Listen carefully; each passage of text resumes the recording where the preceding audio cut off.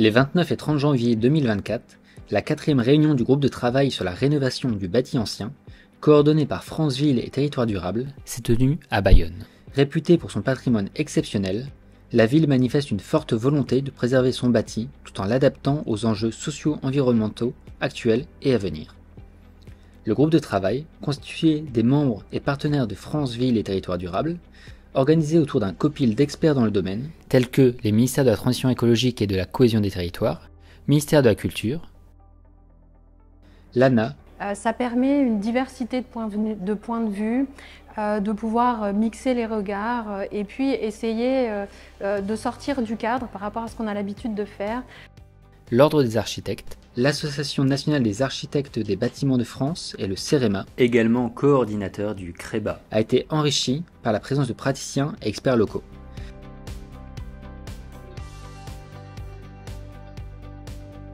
On est quand même plus intelligent quand on réfléchit ensemble et le but était de pouvoir fédérer autour de ces rencontres des instances et des personnes totalement différentes les unes des autres.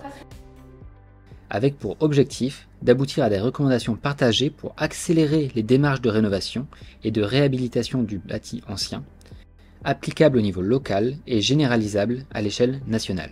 Et ce qui était vraiment intéressant, c'est que en fait, la ville de Bayonne, par bien des aspects, ressemble à la ville de Saint-Germain-en-Laye. Donc on arrive à s'y retrouver, à retrouver les problématiques.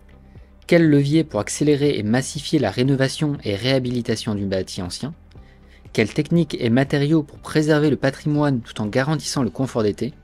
On arrive à bousculer un peu les choses établies, à lever des freins. Où sont les leviers?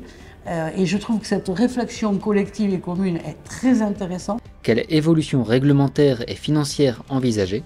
Toujours partir de la réhabilitation respectueuse du bâti et considérer que les travaux qu'on va faire d'amélioration énergétique ne doivent pas porter atteinte au patrimoine. Enfin, quelle marge de progrès et d'économie peut-on trouver dans l'adaptation et l'évolution des modes de vie et d'usage des bâtiments?